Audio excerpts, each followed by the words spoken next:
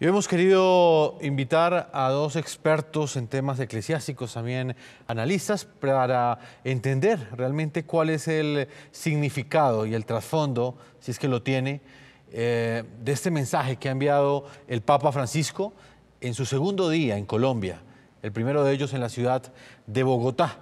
Quiero saludar a Diana Sofía Giraldo, ella es directora de la Fundación Víctimas Visibles, analista de asuntos eclesiásticos y columnista del diario El Nuevo Siglo. Diana, bienvenida al programa de la noche. Muy buenas noches, Jefferson, y a toda la audiencia, a todos los colombianos que todavía están despiertos. Una jornada agotadora, Diana. Agotadora y maravillosa. Estamos en común unidad de almas. Y yo creo que les va a quedar muy difícil de ahora en adelante decir que Colombia no tiene una mayoría católica y que la gente no le está apuntando al cambio. Estamos en directo a esta hora. También quiero saludar a Jesús Magaña. Él es experto en asuntos eclesiásticos, además es director de la plataforma ciudadana Unidos por la Vida y cuenta con un máster en desarrollo social. Bienvenido al programa de la noche. Buenas noches, Jefferson, muy amables por la invitación. Un gusto inmenso poder comunicarnos con toda la teleaudiencia. Muy felices de estar acá.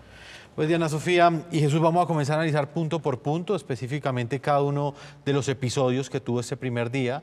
El primero de ellos lo veíamos en este informe que preparamos para nuestros televidentes, que fue la visita del Papa Francisco a la Casa de Nariño. Estuvo con el presidente Juan Manuel Santos, allí estuvo el poder político y evidentemente un simbolismo muy fuerte en términos de lo que tiene que ver con este tema que divide a Colombia, que es ese modelo de paz que negoció y acordó el presidente Juan Manuel Santos con las FARC. El primer acto fue prender un pebetero de la paz, un pebetero, así lo han llamado diferentes sectores, un pebetero que tenía esa paloma que tenía el mismo presidente Santos en su solapa. Yo quiero comenzar por ahí, Diana Sofía. ¿Qué representa esto en la visita del Papa? Exactamente el mensaje que él dio allí, pero al mismo tiempo la forma como fue recibido. Pues tengo que decirle que a mí me gustó, me parece que el Papa fue prudente. El proceso de paz es una parte de la paz, porque después hablaba de la paz, pero de la paz de Cristo. Y si usted se da cuenta, él no mencionó ni siquiera una sola vez la palabra FARC. Él habló de un proceso que está en curso, que ha avanzado de modo particular y vamos a necesitar mucho tiempo para profundizar en este tema, pero habló de construir la unidad, es decir, él tiene plena conciencia de la necesidad de que todo el país esté involucrado.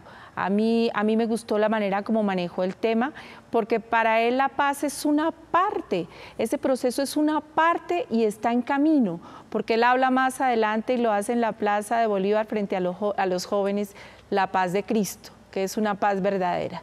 Jesús, ¿cuál es su opinión? Pues a mí me parece que lo que dice Ana Sofía es muy acertado, porque si tú te fijas, hoy el tema era vida y familia. Y el Papa nos estuvo enseñando a lo largo del día su cercanía y su buscar realzar el tema de vida y de familia. Para mí, los personajes fundamentales en el encuentro de la Casa de Nariño fueron los niños. Fueron los que se robaron fundamentalmente la atención. Yo pienso que el presidente Santos, de una manera un poco forzada, introdujo esto del pebetero.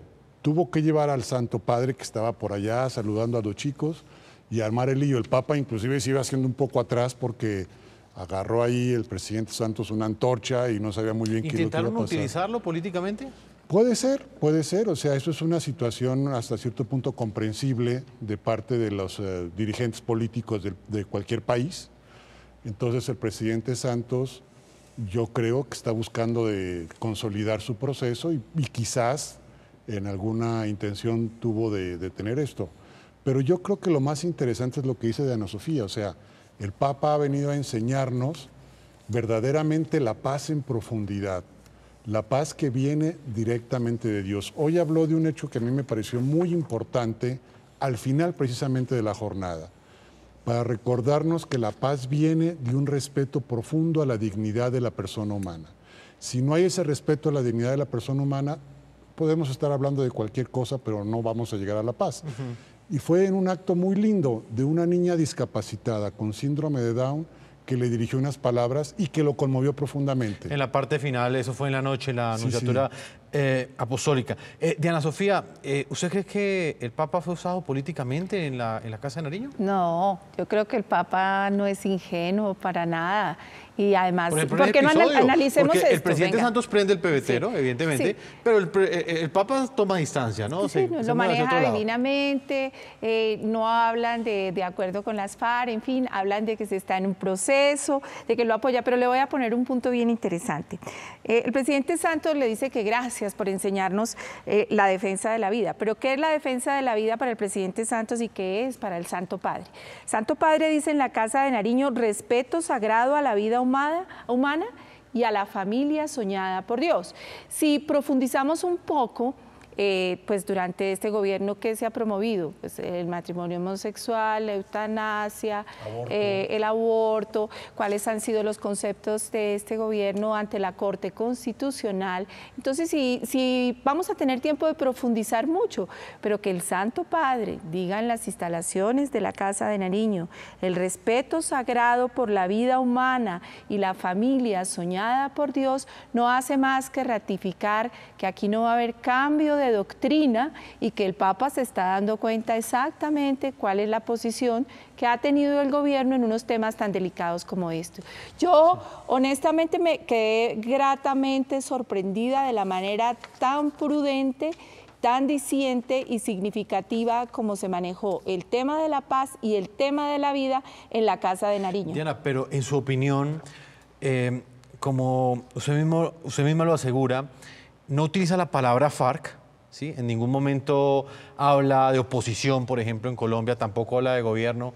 ¿No hubiera sido mucho más fructífero que el Papa hubiese sido más concreto en su mensaje para que no se prestase para ambigüedades? No, yo creo que nos han hecho un llamado a la unidad, nos han hecho un llamado a mirar partes, lo bueno que tiene lo únicamente otro. No, a todos, yo creo que a todos. Dice que eso también fue un mensaje a Santos. Claro, yo creo que es un mensaje a Santos y es un mensaje al país y es una cosa, hay una cosa que el Papa llama la gracia de la vergüenza y cuando les dice a los jóvenes, ya que las generaciones pasadas están enfrascadas en el odio, ¿no creen que es hora de que ustedes den ejemplo y hagamos un llamado a la unidad del país? Yo creo que nos está haciendo una reflexión muy profunda, nos está interpelando y que tenemos que escuchar. Yo honestamente en el acto del Palacio de Nariño no vi polarización y vi imposible la manipulación. El mismo discurso presidencial estaba escrito de tal manera, muy cuidadosos de no cometer ningún error, porque el Papa tiene claro que el proceso es una parte, que se está en camino, y el Papa insistió, pero esto se hace construyendo en unidad, es decir, uniendo al pueblo colombiano. Jesús, ¿usted cree que el Papa Francisco, cuando le agradece al Papa, el Papa Francisco le agradece al presidente Santos haberlo invitado, lo dice él claramente en la primera parte de sus palabras, le agradece al mandatario colombiano haberlo invitado en este momento histórico? ¿El Papa tiene toda la información, digamos, de lo que sucede en Colombia? ¿Hay claridad en el Papa frente a los puntos que nos dividen, a los puntos que generan controversia? Yo creo que él ha venido incrementando su calidad de información. Ciertamente, pues él está en Roma y atiende muchísimos temas, pero sin embargo él tiene una cercanía muy grande con el país desde antes de ser electo sumo pontífice.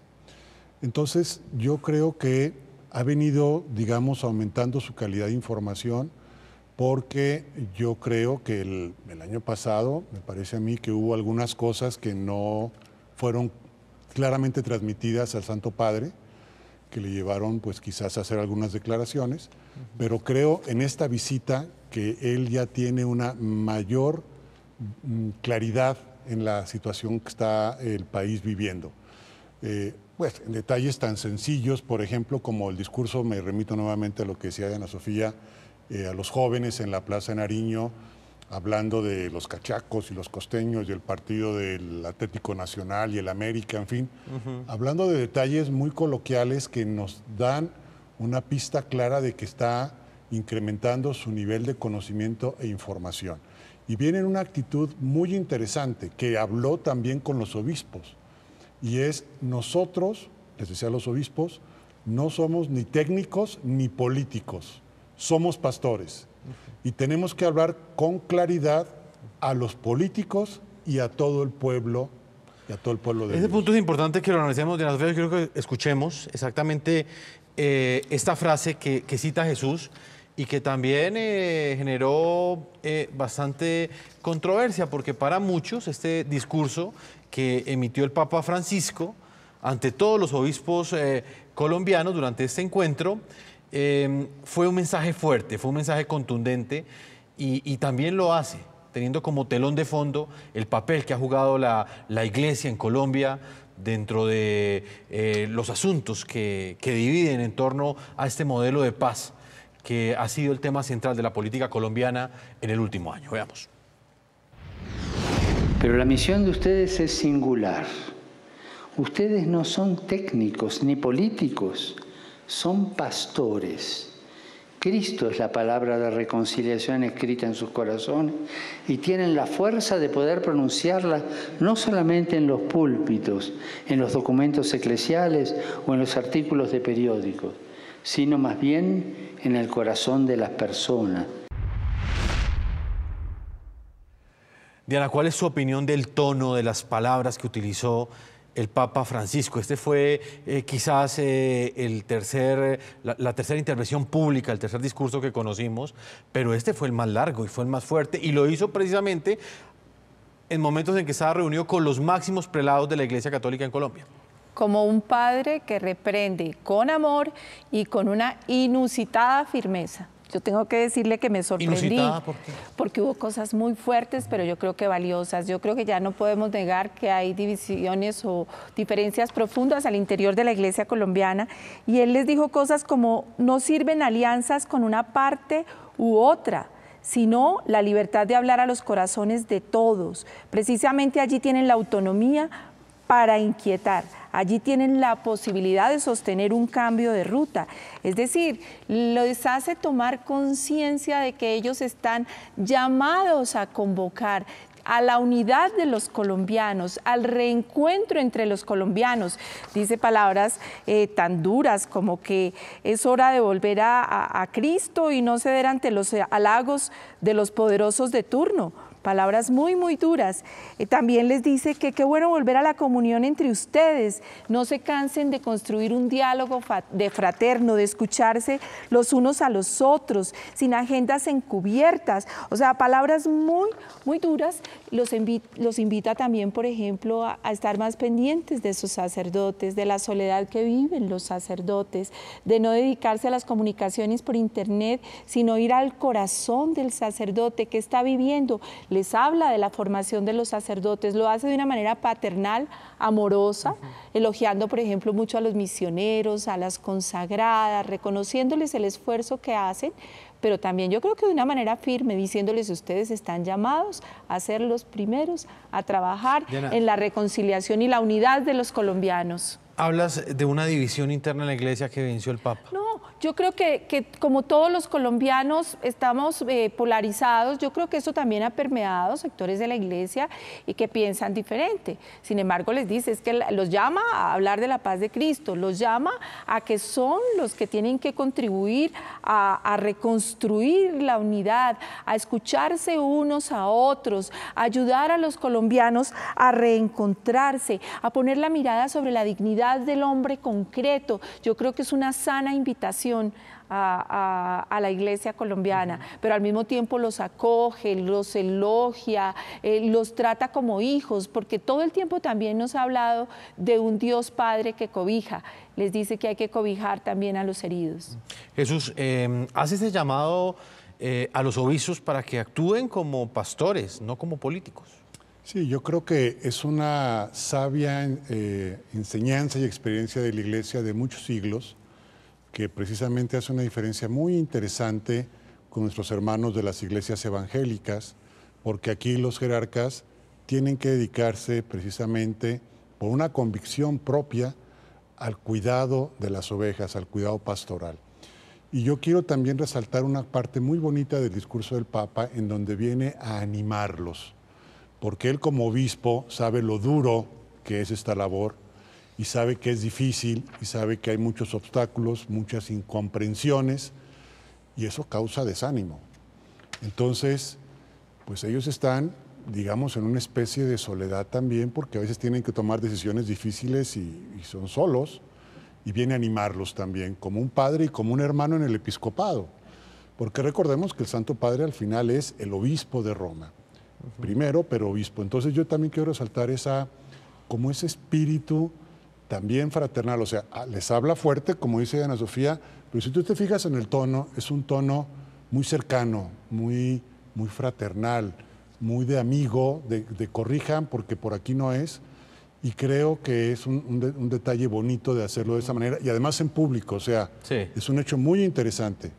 Vamos a hacer una primera pausa a comerciales. Estamos en este análisis, estamos en directo hasta ahora a través de NTN 24, en este programa La Noche, hoy a propósito del cierre del segundo día de la visita que está realizando el Papa Francisco a Colombia. Una pausa y ya regresamos con este análisis con expertos en asuntos eclesiásticos. No solamente analizan la visita del Papa en términos religiosos, sino también en términos políticos.